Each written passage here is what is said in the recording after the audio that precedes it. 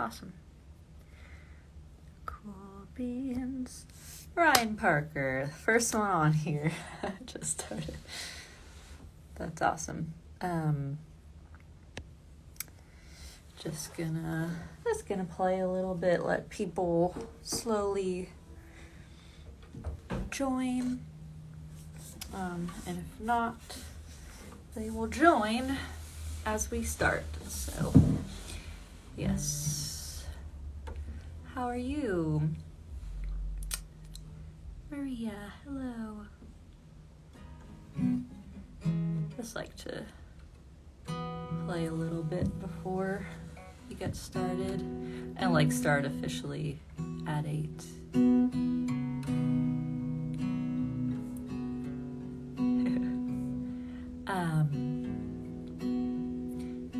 And at 8, Brian, you can request to be on the live, and that's how we get you in here.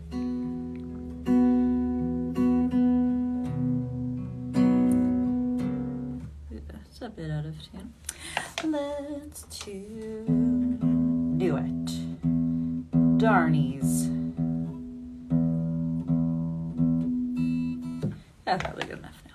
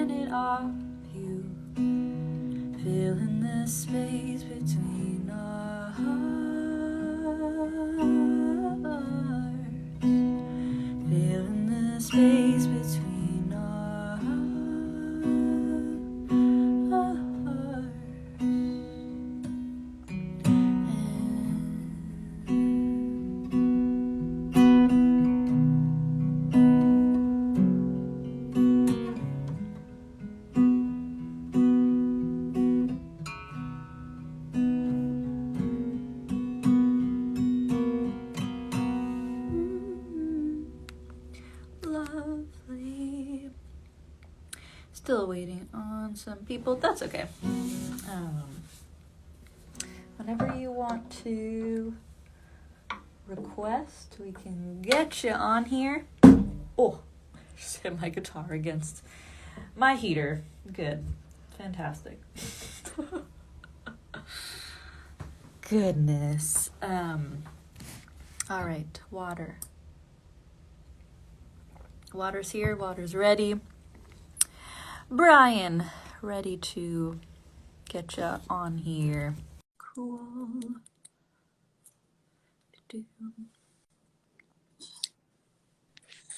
Yay! Are we there? Working. We're working in working fashion. Working is good. Yeah. I'm always I hear a little bit of an echo of me. Oh no. Check 1 2. Check 1 2. We're good. Are you good? Yep.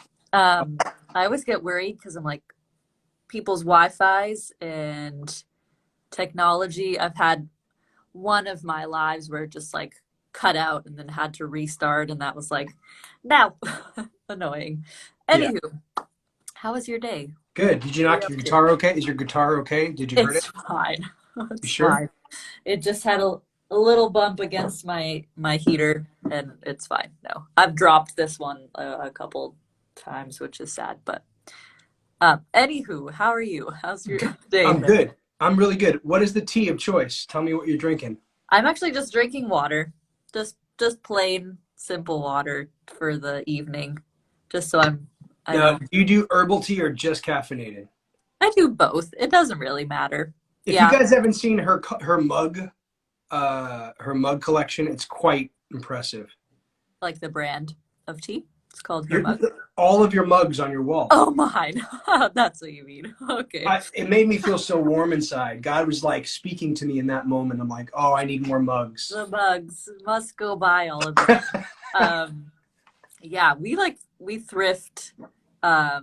We thrift a lot of them, and we look specifically for like handmade, like clay ones that we'll never know who actually ever made them. And you like look at the bottom and it has a signature, and you're like, you'll never know who it is. And it's just a cool thing we've started doing. But anyway, I'm, no, how are you though? I'm rocking. I gotta just let you know, I'm rocking some turmeric chai. Turmeric chai. Oh, that's like you put two together, or that's an actual just blend? It's a blend of some sort, but you know what? I thought I got to get my game up if I'm going to have tea and a mug. So I matched you. Love it. I'm sad I now only have water, but that's okay. Uh, Usually I'm like, I have a caffeinated something like once a day. I'm not usually a 2 cup of something a day because I get like wired. I just, yeah, caffeine makes me wired and anxious. It's a combination of both. Totally hear you. Totally hear you. I'm, Um, I'm trying to make sure that is everything sounding okay on my end? We're all yeah, good? I Okay. hear you. Yeah, everything's Great. good. Great. But yeah, how was your day? Did you have a work day? Did you not Yeah. work? Did you have the day off? Yeah. Work day. I've been out. My family caught the COVID, I think about a week ago, The vid. almost 2 weeks ago. Okay. I was like secretly praying to get it just so I can get it over with. I think it's just the fear of not knowing, like, Yeah. but it got me down for a couple days, but nothing too crazy. And, I was worried about voice and ears and Taste, tastes. And smell.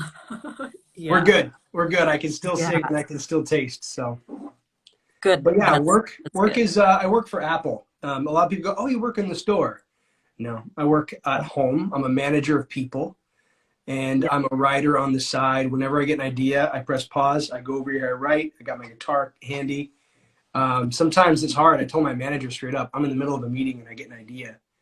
And I'm like, 1 second. it's great. I'll just turn my camera off and I gotta go.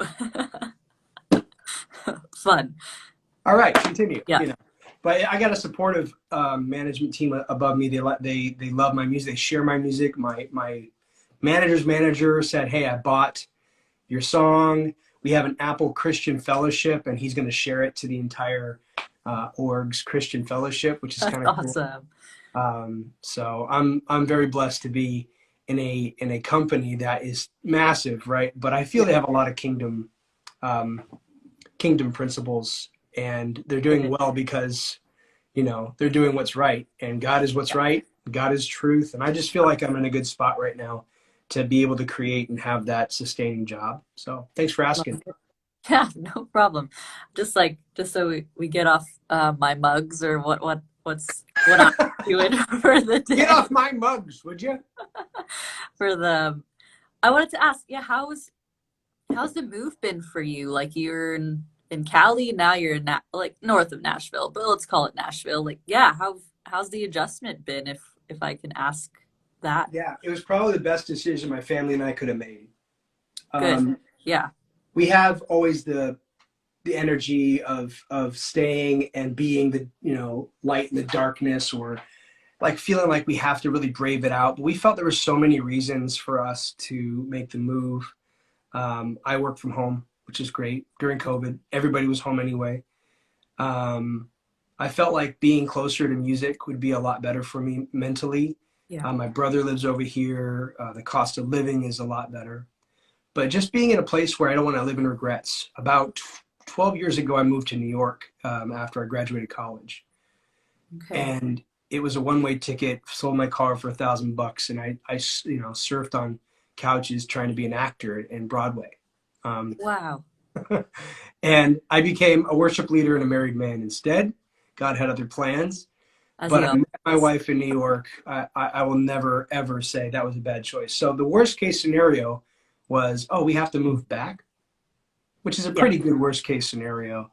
we are so blessed in this country, Melissa, if you think about it. And God, when he calls you to do something, or you feel like he's giving you an open door and not slamming things in your face, Yeah. you got to go for it, Yeah.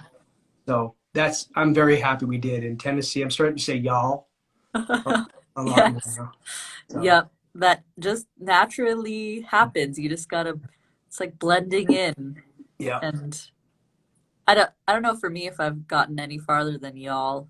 I find my Canadian accent is like slowly not as prominent anymore, and all my ahs are way more ah and not oe. So You would have fooled me. I didn't know. any, anyway, yeah, love. Yeah, just was curious. Just like wanted to Thank hear you. how your adjustment was and how it's been. And moving is a big deal, and Yeah. moving way far west to decently far east, I'm sure Yeah. it was like a big transition for you. And so cool. Um, with that, yeah, I wanted to get into my little like interview interrogation process, but just like this is like sheer curiosity of just like wanting to, yeah, know more about like different musicians and artists' experience of just trying to do something that they're passionate about and they feel gifted doing. And so mainly just like tell me about, you told me a brief thing about like being in New York and Hmm. almost doing um, Broadway and stuff like that. Theater. Tell me your musical journey. Maybe like I always ask this, like the first memory you can think of like music and you wanting to in some way pursue that, or like just Hmm. knowing that you loved it. And yeah, if you want Yeah. to. I mean, I was just kind of probably my eyes were searching back and forth, going, when did I first? Um, when I was a baby, I remember because I was the youngest. My brothers and sisters would record me on a cassette tape, That's and I'd be like the clown. I'd be like, "What does Daddy say?" And I'd have all the, and then it came down to me entertaining and making people laugh, and just being that center of attention all the time in that way. And then my dad has always been a singer since he was in college, um, and so my dad would just like kind of sing with me. And at 7, we would sing in front of big crowds in the community, pageants, huge, 2,000 people in one, I think it was one. And I was singing, like Whitney Houston, and I was singing American Tail, Somewhere Out There. Like I was like that kid, right, with his dad. And I learned how to harmonize early. But I think my dad noticed I had some sort of talent when he would be on. We had this old 1979 Chevrolet Beauville van, right? And he would do this. He would tap something on the dashboard, right? And I was 6, and I would do the same exact, mirroring it back and yeah. forth. And so he kind of, he knew that there was something there that he wanted to continue to. So from 6, 7, I started singing with him. And then when I was 14, he gave me my first guitar. And I was too cool to sing with my dad after that. Pageants and wearing tuxedos together. And I just said, Dad, I'm sorry. My friends are kind of laughing at me that I'm singing with you. Broke his heart, right? And I just decided to be like a alternative rock acoustic singer-songwriter kind of guy from Yeah. 14. Overly emo. We know how we were back in those days. I have some of the tapes, and I think I look back, I'm like, oh my gosh, those songs were horrible. But Formative years though. they're out there somewhere, and I was doing coffee shops in high school, and but theater was my outlet. I was getting lead roles, and I kept getting confirmed about my theater. So I was acting and singing, and that was just that seemed to be my common theme. Mm, love it. That's really fun. I love that you're sometimes artists like they don't have any like passed down if it's like talents or something like that, but the Mm, fact that you like bonded with your dad over yeah, music, then realized it was something that you also really loved, and like learning, um, yeah, just like learning from your parents is just like a super cool thing to hear. And I had a friend of mine, and just tangent as I go on a tangent, friend of mine mentioned um, this idea of like when you have a passion and a gifting, and then when you do have kids, it's not like you put aside like a passion and a gifting, but it's something where they come alongside you and can like join in that. And it sounded like that's something that happened with you and your dad, where he had this gifting and passion instead of like, oh, I'm going to not do it because I've had kids now. It's just like, let Yeah. me teach my kids, teach my son, and pass on like a gifting and passion over Yeah. to you. I don't know if like, He sang for yeah, churches too. And the cool thing yeah, was is like my mom was Catholic and he was like Unitarian, kind of, they had a big divide of belief. yeah. And so I would go to Catholic service where, you know, it was beautiful, it was Orthodox, it was kind of hymnals. And Mhm. dad would be rewriting popular music and making Christian music I love and it. putting God instead of girl, or putting, you know, like Uh-huh. having that kind of creativity to create secular songs that really touch the heart, and putting them kind of what Kanye West is doing with songs nowadays. Like Yeah, he's making popular songs and making them into ministry tools, right? But yeah, yeah, I used to sing in the church with him, and that was something where he would be like people in the front crying and saying, "Oh, you blessed me," and like the feelings were there, right? I think it just continued, and I kept on searching for that ever since I was a kid. love it. Yeah, super cool. Um, with that now, I'd like getting know a little bit more about you. And honestly, like this is new information to me. Like I know I've known you from you doing homegrown worship stuff, but I don't think I ever like dived deep into like your music upbringing and all that. So this is just, yeah, interesting to me, and I just feel more informed Thanks for about having me. you. I appreciate Of it. course. Um, now I know being this is independent, like indie tune in Tuesday. So the fact of like it's independent artists, what has been something that's been hard for you to navigate being an independent artist and not the idea of a signed artist where like they get a lot of things Yeah, chosen for them. How's it been navigating as an independent artist and musician yeah. over the years? It doesn't. You know, the grass is always greener, right? That's what we always think. And Mhm. I'm actually very happy to be independent. I'm learning from a lot of people on the side where you probably see this as an independent artist. There's a lot of people who, let me be your coach. Let me show you how to get more viewers. Let me show you how to get more of this. Let me teach you how to grow your brand. And like you said, the labels would do all that for you, and they would give you the tools and resources needed, a writing team. They would give you, you know, but at the same time, I hear a lot of stories about people in labels who are doing things that they don't really feel they have control over, Yeah.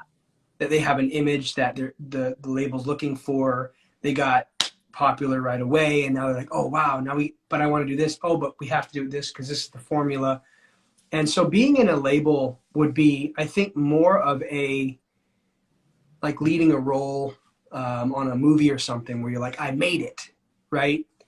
But I think now the shift for me has been in the last 2 or 3 years is to do songs that are so authentic and me while I can. Yeah. And not saying that people who have labels can't have that creative freedom, but you start understanding the business is it's a business, and so people have to do what's working to get revenue, to get streams, to get ears. And I'd never want to disparage anyone. In fact, today I had a conversation with one of my friends about how we can get really crotchety about how Christian music sounds. Oh, so pop. Oh, it's just so repetitive. This is so, like, even listening to secular radio, I said to my sons, like, this is the worst song ever written, and why is it on the radio? And I felt like I was getting older. I felt like an old crotchety man, you know, judging these music. But I feel like I can't judge because they are doing something intentional. Everything you hear is intentional. Yeah. Every song you hear is intentional. So I want to be intentional. I want to do what I should do on my end as an independent artist with the 250 people that I have in my private Facebook group, right? Love That believe in me, that pressed, you know, I want to invest in you. That is my crew. That is my place, you know. And I've been affirmed and I've been supported. And so I keep on going in that direction where I want to make sure that I'm doing things intentionally for them, right? And not try to become some pop star or some sort of like popular artist. While that would be nice, I feel like it should come from a place of authenticity For sure. instead of trying to be a hit maker. Now, if my intention is to go in and make a hit, and I do that, great. But that's not my intention right now. My intention is to find who I am uniquely in the atmosphere that I have, and be consistent and try to find out who I am in this phase of my life and what I sound like and what people expect from me. Yeah. It's quite an amazing place to be as an independent artist. I don't think I'd be able to get that if I was on a major label. Now, if someone came up to me and saw this interview like, hey, I want to sign you, I'd be like, I don't know. I don't know if you've heard the story about Jewel when she first became an artist.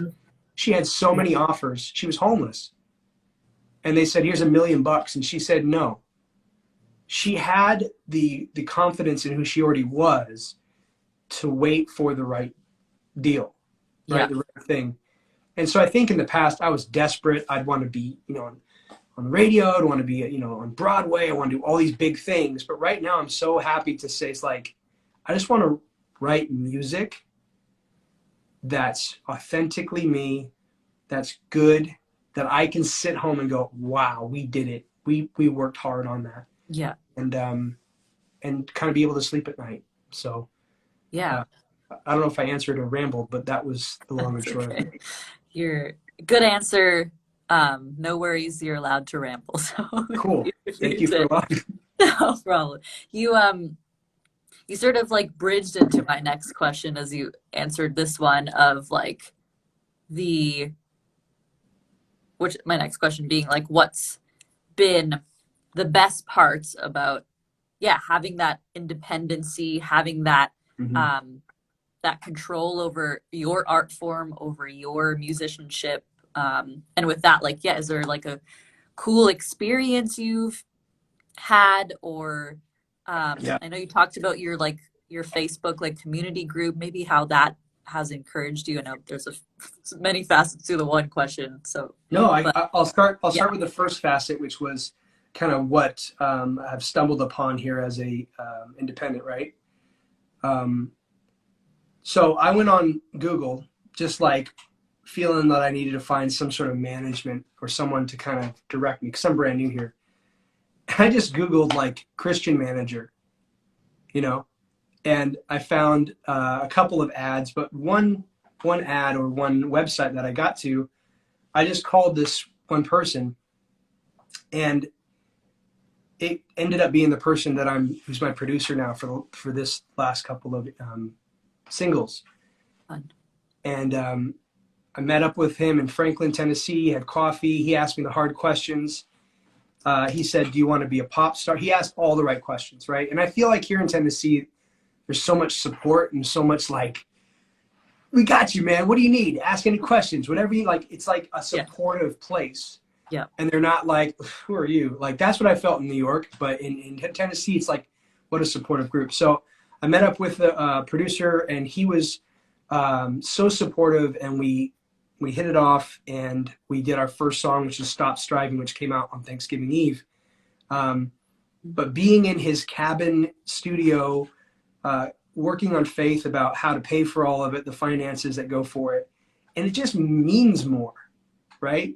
You're sacrificing more, you're paying out of your own pocket. It must be something that you're really passionate and you believe in to be doing that.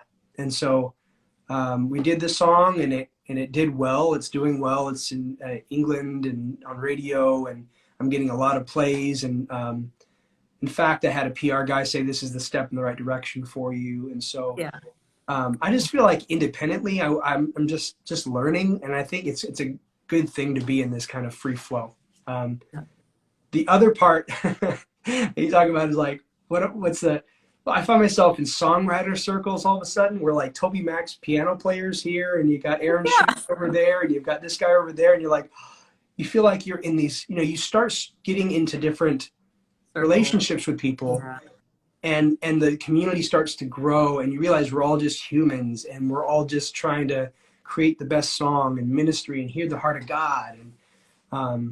So I'm really happy that I'm learning right now in this small independent season all those things. My cat's like, oh, can I be? What's your cat's name? This is Ivy. She was Hi. like, can I? Sorry, she like jumped straight on me and No she was problem. moving. Please continue. I will just No, we're good. So sit yeah, here. Stop Striving was the first Tennessee single that we did, and it came from a place of complete pain because I had to wait for God instead of try to write something quick. And that's why Stop Striving came. Like, you're not going to strive for this one. You're going to hear it and Yeah. it's going to come to you. And so I had to wait like 3 months for it to finally come to me and finish. Um, but yeah, I love songwriting, the craft of songwriting, hearing from the heart of God, getting it out, and moving on to the next. It's like an obsession. Hmm. Yeah. But one that's like so uh, like life changing. You learn more about yourself and your emotions, and you learn how to like express them in a way that's not like out at people, but you just like put it into words and you put it into like instruments.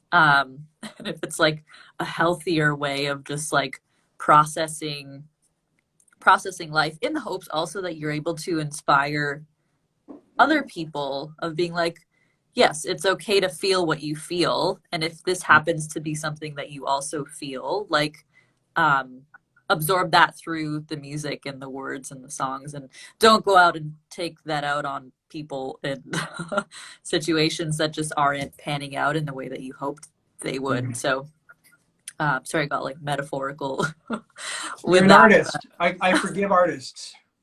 for You're in your the creative zone. You're thinking through. get metaphorical when you don't need to. I don't know. Yeah. Um, yeah, I love hearing, yeah, just like your move and just like you get involved in something and then you meet somebody and then they introduce you to somebody else and it's the 6 degrees of separation Yeah, thing.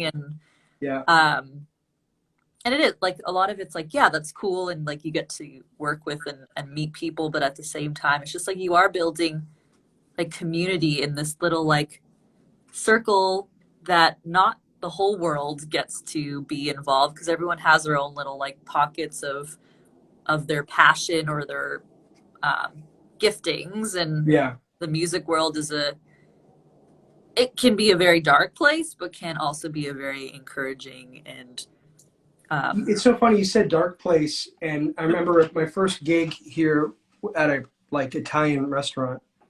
This fun. guy who was older than me, he came up to me and he said, "I just want to give you a warning." He's like, "I lost my family, I lost my wife, I lost like he was really, this is the darkness you're talking about, Hmm.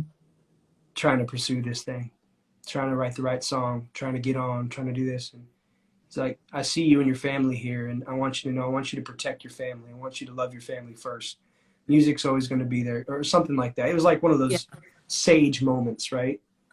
And I was very thankful for that because I do see it becoming an obsession, not just because I want to be famous, but because it is busy work Yeah. to distract you from reality. Sometimes, hey, dad, or I'm in my room writing, and it's like I have to be intentional with my time. And I don't want my kids thinking, oh, dad's writing, he doesn't want to spend time with me. Or Yeah. the thing that might be our passion can really take away from what God has in front of us right now. And so I'm learning to schedule my time. I wait till everybody's gone to bed or find a balance there because I want to be a better person than a better musician. And sometimes when I see these people who are really good stars and you kind of can tell that they're broken Mm. outside of their craft, they've made sacrifices probably to get there, but at the same time, like I feel like that warning was for me to not lose sight of what God has given me as Yeah. my chief job, which is a husband and father. So Yeah. all those out there who can relate, amen. Yeah. And like it's I agree with you. And like, yes, we have giftings, but the gifting is not the number one. Like that's technically should be like three. Mhm. If we look at God first, um, your family, then gifting. Like, Right. and that's true in the factor of just like, yeah, understanding what comes first so you don't get into like the dark side of things, and Mm. uh, letting something that's meant to be encouraging and be inspiring not be like your everything. Yeah, So something good. You're substituting something good for something great, yeah, right? So music is good, right? But what is great is the call on our lives um, to be Jesus in a lost and dying world, yeah, right? So for me, I don't feel like I'm perfect. In fact, I have dark times like everybody else, and I think that's what makes us great artists. Is we're like we get in our dark times, we get our like some. I remember one girl came up to me and like said straight up, "I don't think I like you." what? Oh my It, goodness. it was I was like, what Bold. I do, what you know, but Yeah, what she I think she saw was that I was being high, like really high, and then very low, like never in the middle. And maybe this was a cultural thing. She wasn't from America; she was from a European country. okay, But I feel like there's something about being a nice person and working with people who know, wow, that guy's really nice. He says, music good? Yeah, but he's great. A nice guy, great family. He's got, I want that to be the conversation. Oh, and his music is really good too. People yeah, want to work with good people. People want to work with people that don't feel like they are, putting up a front. And because you could tell. for sure. The last thing I'll say about it is theater. Whenever I went to an audition, I heard that the people watching the auditioners watching for auditioning the plays, they would know if you got the role before you even started your monologue. They would Just by your see you yeah, walking in and go, "That's her, that's him," right? And you practice on all the lines, and you're doing your dramatic. But if you're not like, "Hey, how are you?" Walking in, good to see you, yeah, and people are like, "Wow, what's this? What's different about this person?" The art and the talent really doesn't matter. It's the first initial instinct that people get of you. And if you ruin that perception, you're going to have to find a whole new like strategy to get your yeah, perception back up into the system. And yeah, sometimes that's just done. Once you're done, you're done. So that's where I'm at right now as an independent, finding out who I am authentically, not trying to be someone else, and really just having fun and making sure that I prioritize my life and not make it the thing. yeah. Agreed. Amen. So I have a question in our question box area from my good friend Carol. She joins I think every Tuesday, and she always has really good questions. So we're gonna get her question up in here. Cool. Um, she asks, "What do you consider the pros and cons of writing a worship song versus a secular song?" I can repeat that. What do you consider the pros and cons of writing a worship song versus a secular song? She must be reading my mind because Nice. this is the dilemma and the distinction that I feel every Christian writer has to have. And for me, when I started writing for homegrown worship about a year and a half ago, it was a challenge for me because of the name of the label. It's Yeah. homegrown worship. The expectation is I'm going to be writing a worship song. But then you think, what is worship song? Is it for the congregation? Is it for me to worship? Is it for me to honor? Is it for like I think we get into the whole pigeonhole of worship music, and to the point where sometimes I'm singing a song that I wrote that's about life or relationship, and so I thought you were a Christian artist. I said, well, one, I'm a Christian. Yeah. I serve Jesus in my life, and I'm writing a song, so that's a Christian song. That's what it should be, right? Now, if I'm cussing someone out and I'm doing that, of course, can be called out. Just put the Bible in my face. But in terms of the other part of it, worship, in terms of like a corporate worship song, like I have to intentionally say, I'm writing this song for a corporate, for people to sing in a church. If someone came up to me and said, do that, I'd love it. I'd have focus. I'd know what I was supposed to do. I would go probably into reading and be inspired. But I have so much content. I have so many books of what I've written that I could probably just do this and find a topic and go for it. Yeah. right? And then make that into a worship song. In terms of secular songs, I feel like I can write something where I'm singing to God, but people don't know about it. It's like Because sounds like a love song or whatever. Yeah. yeah, I mean, I listen to Coldplay and I hear like, I look in your direction and you pay me no attention. I'm like, God, you say that to me all the time. Like, Yeah. I feel there's a blurred line between the sacred and the profane. Like, there's that place where he can use anything. He can use a donkey. He can use baby, baby, baby. Oh, like I promise you. Oh, the baby in the manger. Oh, I'm inspired. Like all these things that you think Yeah. can't reach people. So I am honored whenever I'm in a vision of like, hey, do a worship song, do a second song. Hey, why don't you try to write a pop song? I will do that, but you'll know that it's coming from a place where it's authentically like it's gonna be cool. Like God's gonna be reached somehow. Like Yeah. that's the intention. Um, but it is harder for me to write songs where it's like I listen to the radio and I go, gosh, I'd have to have a lot of cliches, simple, predictable, make sure that, it's not confusing, Mm. have one, those kind of things. You have to be disciplined when you're doing worship music. Yeah. Love it. Well, I hope, Carol, that he answered your your question. Um, yeah, and I just wanted to like speak a little more on that too, of just Yeah, the what do you think about like what's your take? it's I agree with you 100%. And I think there's a way that depending on your faith background and how you want to share who you are as an artist and a musician, that it is intentional as you mentioned. And so you can, yeah, literally write any song, whether worship or if it's secular. And because you're the person writing that song and the song is from you, the way that you wrote it can very well be it's in your time of worship. And so Mhm. like in a lot of ways we can maybe classify it as like all the songs we write as Christians are worship, some form of worship.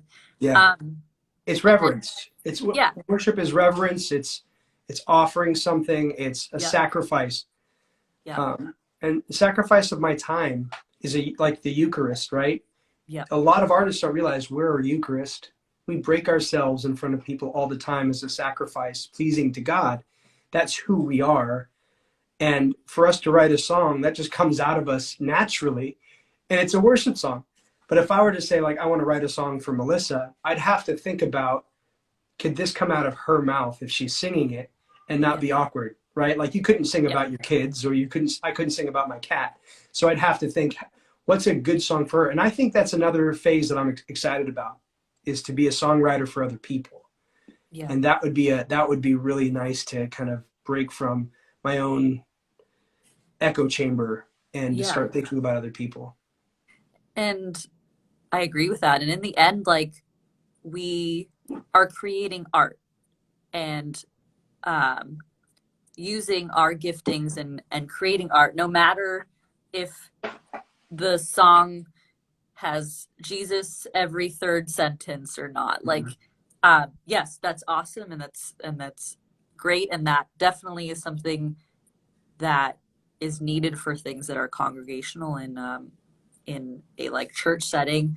And then there's also I believe as myself, who I like to define myself as an artist who happens to be a Christian, and um, I don't identify myself as a Christian artist, where it's just like that's all I write. It's what I write is what I write, and to me, it's like I'm using my giftings and creating art in a form that like God is an artistic and creative person, and so we are created in His image, so I can Mm-hmm. create art and be creative.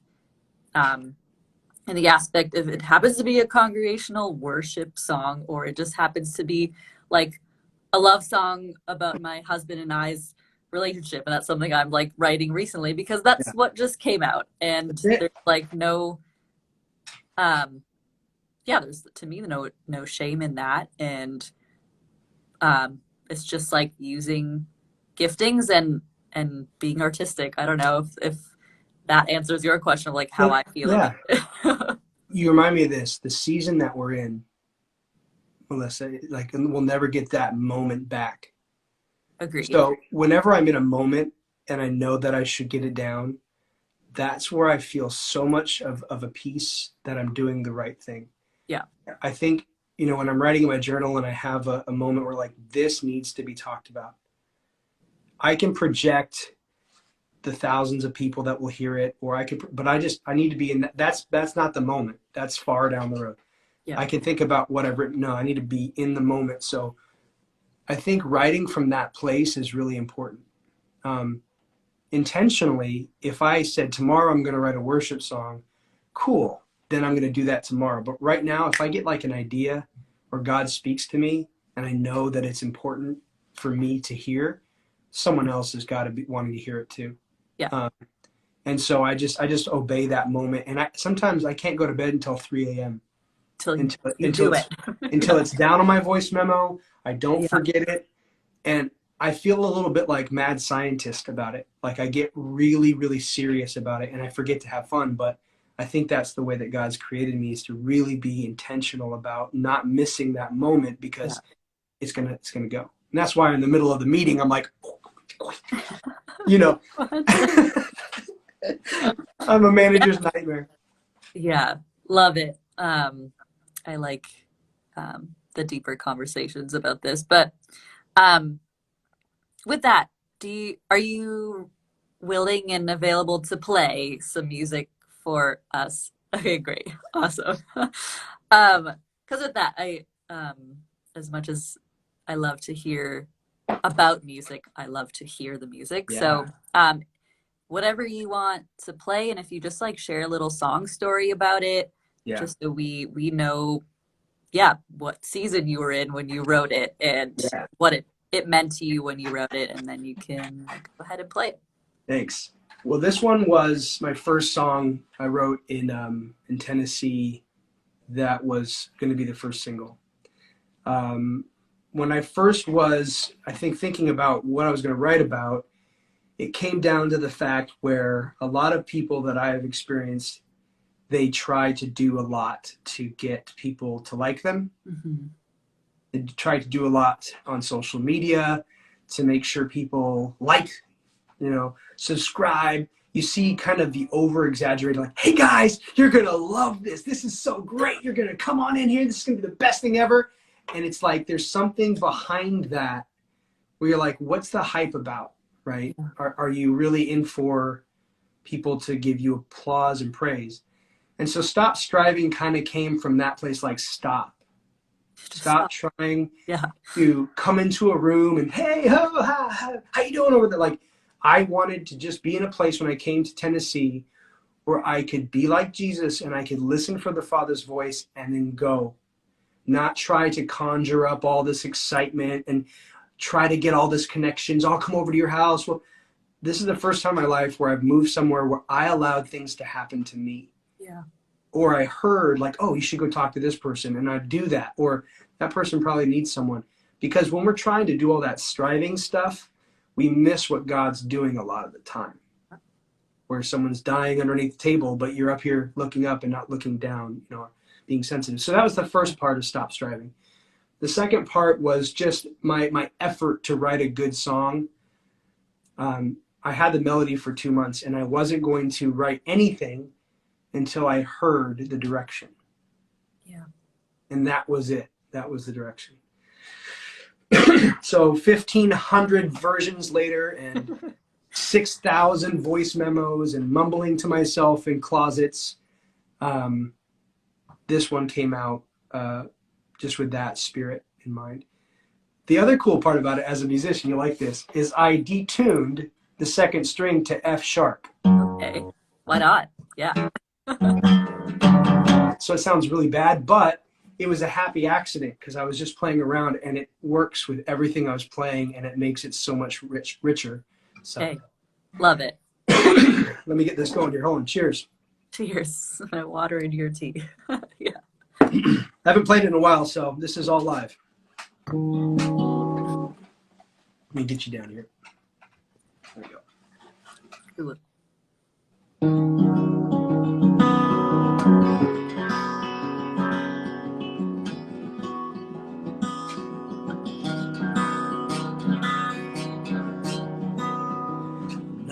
gonna try to ever change your mind. I just wanna tell you where I'm coming from.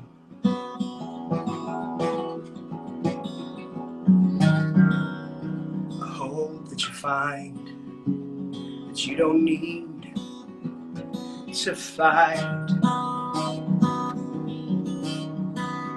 Someone's been whispering this whole time. You're always loved, you are enough.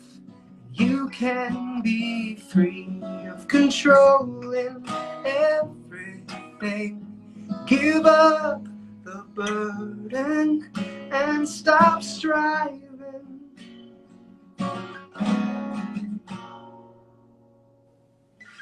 I hope you don't think that you're the only one.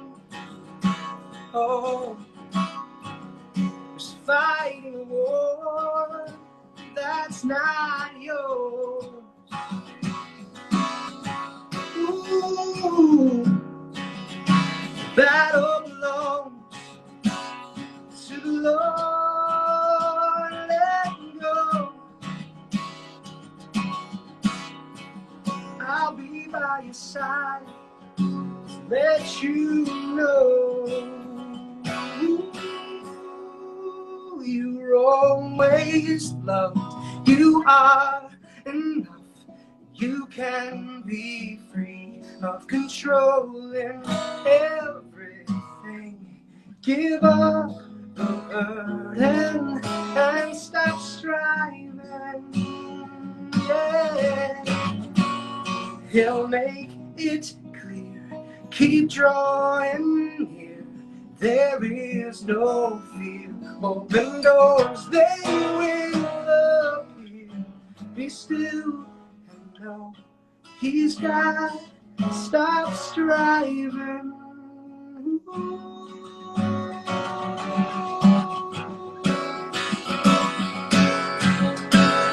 Oh.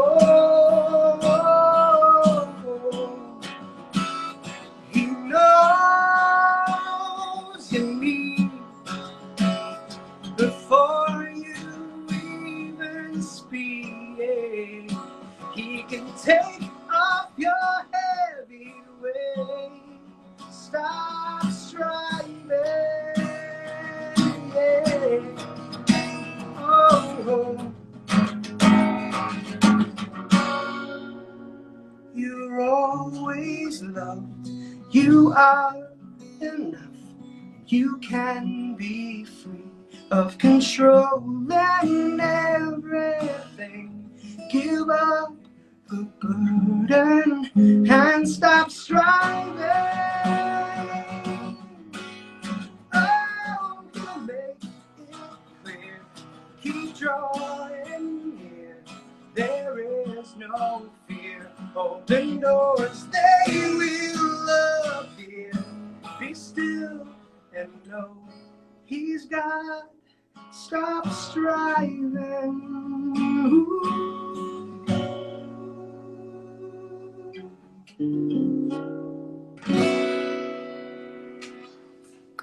Yeah. To get the last guitar chord right into the like. Yeah, you get all over the place with your like vocals, which is really, really fun. And that's something I always, or I noticed when I first started hearing your songs, of just like the low notes, and then you're like, okay, I'll go into falsetto, and then I'll like belt it here, and then I'm just like a big, I don't know, what's this called, advocate for good vocals. I don't know. Thank you. No, it's my I'm dramatic by nature because I'm a theater guy from like, so that's my core. The dynamics just so everything is dynamic and dramatic, and So when I have a producer, like I'm working with like Sam Hart, he pulls me back. He's like, okay, I know that you want, but you have to keep it here. Yeah. And I love having mentors like that. I love having people that know what to hear and know how to bring out who you are, but also translate it to the people hearing. And so, yeah, it's so much fun to be directed, not Yeah. only by the Holy Spirit, but by people who know what they're doing. And that you get that same feeling of like, oh my gosh, I'm with someone who knows, and you can just Yeah. rest in that. So Yeah. And it's all in love and all in like to help grow you. yeah, Which well, at least we hope so. Like that's yeah, the the goal. I think when red flags exist, when you're just like, okay, like you're saying that, but maybe that's not maybe that's not where you're trying to go with things. Anyway, no, um, yes. So thank you for sharing um, that one. I can't believe it. It's actually been since um, Thanksgiving Eve. You said that one came out. Why hmm does it feel like that was like very like just came out? I don't yeah. know. I feel like Well, that was because Christmas. Here was the thing. Someone said, "Oh, don't you dare release that before during like Christmas. Like no one's gonna listen to it. Just Christmas songs." And I said in my heart, I said, "I love Thanksgiving. yeah. The song's done. Next year I'll strategize and do it in October where everybody else does it." La la la. Yeah. But I got someone saying, "Dude, it's your song. Do what you want with it." Legit. I agree. And if I was with a label, they'd probably say, "No, that's bad. That's career suicide. Don't do that." I'm like, I could say, "Who cares? I'm Yeah. just gonna do it." Now, should I be more strategic? Meh, maybe. Should I put more into my IG and make sure everybody people can see that you're strategizing if you're coming from an exciting place and you just want people to hear it and it's not forced. I think people will listen to it no matter what time you put it out. Yeah. So yeah, I really appreciated that. Coming out in November, December, and then January it came on radio in England, which was great. So I love that. So fun. So fun. Well, I um, was hoping if you had one or two others you wanted to Sure. play. Doesn't matter if they're new or old. It's all your call. What you want to play? So I was gonna do one that I haven't done live, but it's kind of like people would think it's like a secular song, but I think it's something that's fun. Do I have this? Oops, hold on, we gotta get it out of the drop F. F sharp. Get it.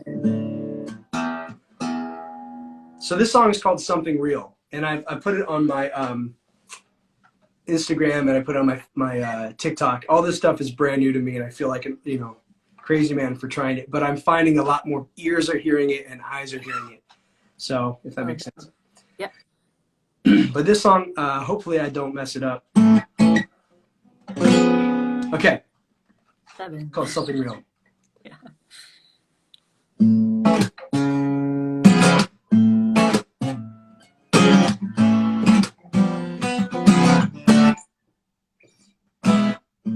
Caught up again, yes, I'm knee deep again, 'cause I'm searching for another rush. Knee deep again, yes, I'm wounding my friends, holding out for something better to come. No, 'cause I just wanna feel something real, yeah, yeah. I just wanna feel something real. Oh, I swim in circles like a fish in a bowl. I'm astounded, I'm still breathing. Suffocation, oh my forced emotion. I want more than imitation. Oh, 'cause I just wanna feel something real. Yeah, yeah. I just wanna feel something real. What if it's more than a feeling? What if it's more than a feeling? What if decisions weren't based on emotion? What if it's more than a feeling? What if it's more than a feeling? When did reality become so unappealing? Something real. Last verse. Scrolling again through my notification, awaiting artificial likes. When I put them away, they keep calling my name. Oh, I never seem to make this right. Oh, 'cause I just wanna feel something real. Oh, I just wanna feel something real.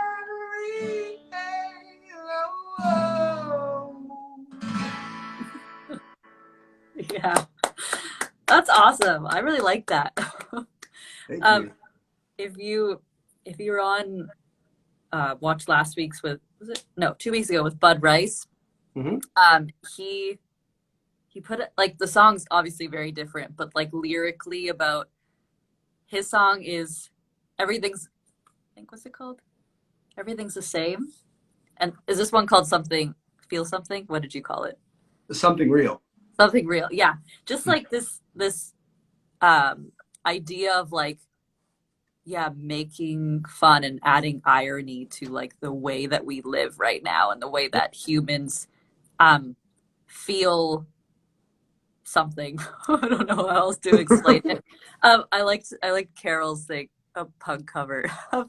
I heard this like bluesy but like rock production in my brain. I don't know where you're gonna go with this if you end up recording it. Yeah, I will be doing after this next single. I'm going to go in the studio on Friday. Okay. And we're doing a song that is called "My Dragonfly." So it's a sneak preview. Like, I'm not going to play it, but that's the name of the song. Okay. And there's a whole. I can't wait to do another interview about what that song means and represents. But this June, if God willing, because of COVID and planes, I'm going to be going to England and recording with Aaron Vitske. Love him. And we're going to be doing our first full album, maybe 2 EPs, but we're going to do our first full Brian Parker, crazy songs like that, and just have the freedom. So I'm like so hoping that God provides the funds to do this, because it's just going to be so great. Agreed. Can you give me 1 second while I understand? What are you doing, Otto? Come here. Otto? Come here. Come. He's like behind. Sorry, give me 1 second. Well, take your time. While she's there. Get out of here. That's what you're doing. Enough. Okay. I don't know what he found. Thank you. As much as I want my dog to destroy things, I don't at all. So, anyway, yeah, I'm very excited to hear of like, yeah, you just getting in the studio, hopefully going to the UK, and like, I've never met Aaron in real life, and I hope I can do that also. But Aaron is, he's great. I love him. Yeah, you guys as a team will be amazing. So I hope and pray that gets to happen for you, because that's really cool. Yeah. Yeah, super fun song. I Thank hope you. you also record that and make it huge, just like theatrical and like, yeah, just make it fun. I want to have so much fun. That's the thing, is if we can have fun and get things done, it's a possibility, right? Yeah.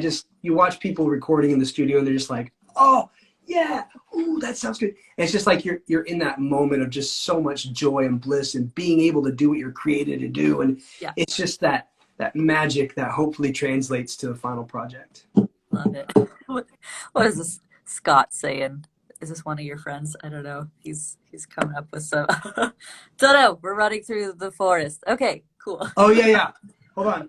Yeah, he knows exactly what we're. Yeah, this is childhood 6-year-old Brian's friend Scott, who have inside jokes about scary clowns running through the forest. Yes. Yeah, that I won't understand. Got it. Exactly. You're welcome, Scott. I just gave you a shout out. Okay. Love it. Well, Brian, please play us one more song you're choosing. Tell us a little bit about it, and then do your thing. This is the one song I love so much playing. It's called "Come Away."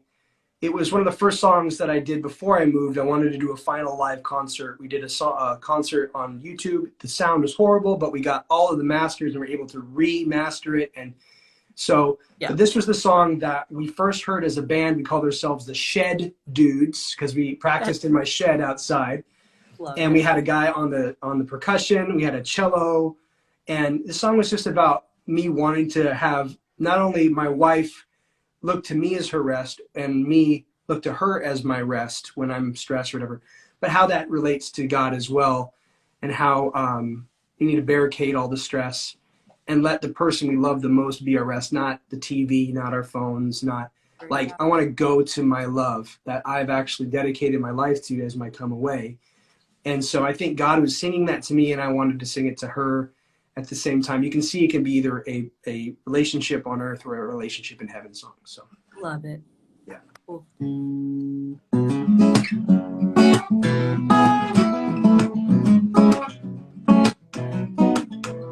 Give me your time, promise I'll make it right.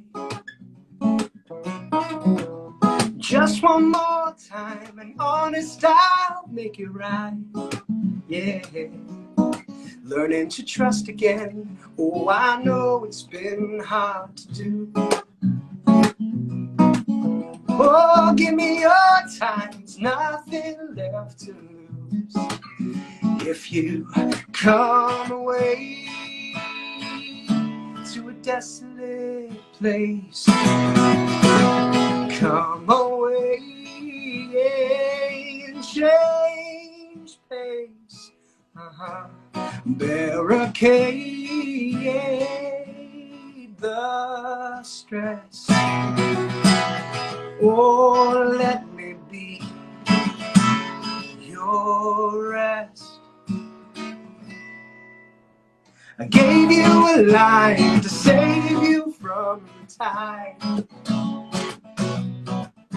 Do you think it's a chore to have me by your side?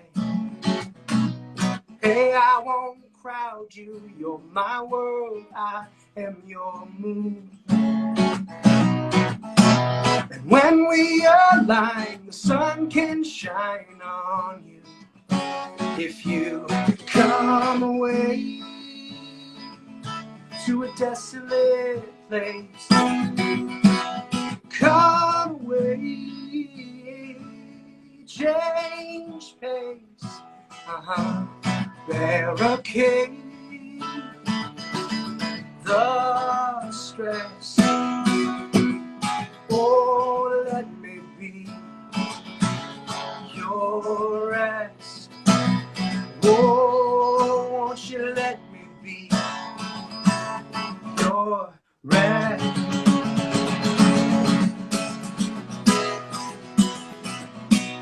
Come away, yeah.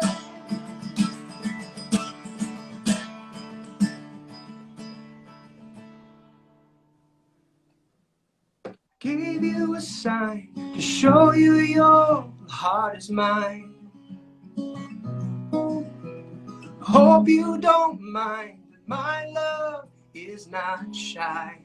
And all the things that I could choose, and I still choose you.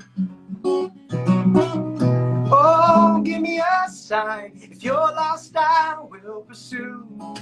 I'll pursue you. Come away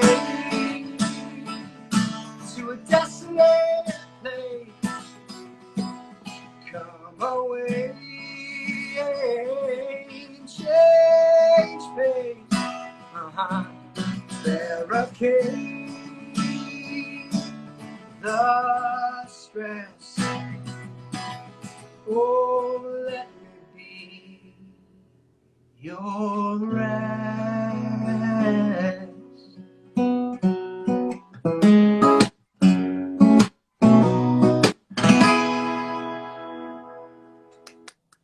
Yes. The dynamics every time, I swear. I think, yeah, that I think that got me from the beginning of your music where I'm just like, where are we going? And okay, I'm following and the Thank yeah, you. the dynamics that you have not only like musically but like lyrically, and you just like bring us on a really cool journey in some ways that are like yes metaphorical but then like very literal, and you're just like yeah, that makes sense. And so love it. I just wanted to give a little promo thing that now that we have a nice group of people that are here, in my pinned area down there, you'll see different ways that you can support Brian as a musician, as an artist, as an independent artist. And that simply is like following, sharing, going to listen to his music. If it's tonight, go share it in your story, go text it to a friend, go message it to a friend on Facebook, go post it on Facebook, just like different things like that of just getting the word out for his stuff. If you also are willing and able to donate to him, I also have his PayPal in the link in my bio, and you can give $1, $3, $10, 20, 50, whatever you want to do. Yeah. That is available. And I just wanted to like give that little Thank you so shout out much. and tidbit. I'm 50% for funding the next single. So I do have a GoFundMe, or right Cool. now I've had about 23 people and about $1,800 have been supported. And I'm just so thankful for that. But hey, we still have halfway to go. So if you could help, that'd be great. And the next song you'll hear, you can say, hey, I helped get that out there. So I really Exactly. appreciate it. And that's people can find that in your Yeah, it's on uh, my link tree in my bio. okay, Also my Facebook. Anything you see on my bio, you'll see all my links. It says help perfect. support the man's music. Okay. So, So if that you can, if you want to disregard the PayPal oh, thing, my link in PayPal's bio, and you fine. go Hey, to straight to I'll him, take that's it any fine. way you give it, lady. It's fine with Whatever. me. Whatever. It all goes to you in the end, no matter if it's on It GoFundMe comes to the for same your guy. it's all being put into your music. That's the main thing. Yes, it is. Yeah, so whatever works. And mainly, yeah, listening, sharing, even that follow button on, if it's my friends that are here, go follow Brian. Please. And on Spotify, I even forget sometimes. I'm really like artists and I'm just like, oh, I'm not even following that artist on Spotify. And then it's just like go Yeah. on their page and press that. And that helps with the Spotify algorithm that also Algorithm. exists Yeah. in this weird algorithmic world. I don't know. Yeah. Um, anyway, any other things you want to add? Any like I know you're working on stuff, but anything more immediate you want to share or I your just want people to, wherever you are, regardless of what you do, I really feel inspired to say, you have something to say, find a way to say it and give it. Like, if you want someone who's a songwriter, give them your idea, you know? yeah, So I just feel like so many stories are out there that are being suppressed because of fear. And I would love for innovation and art and craft and yeah, people to start creating during these crazy times, because perception is, you don't got tomorrow. So I really want that to be the message, is like God has created you to do something bigger than yourself. And I'm hoping yeah, you find that one thing, because I know for me and you, it's music writing. But I just keep on seeking it out. I think it's really important for those who are here to know that you are the artists if you want to be. yeah. Love it. Love that ending. Yeah, thank you. I don't think I want to add anything differently to that. Thank you, Brian, for being here and coming on and being Yeah. vulnerable and playing your songs and playing songs that are also not recorded in the world yet. And I'm just very excited to hear what you have next and for you to go and work on that stuff. Thank you, everyone who ended up joining today. And again, don't forget to support him in whatever way works for you. It all matters in the end. So, and with that, that is the end of our Indie Tune In Tuesday episode for the day. And I hope you all have a great evening, and I hope you have a good Thanks, everybody, for being here. Yes. All right. I will be signing off, pressing the X button. See you guys later. Bye.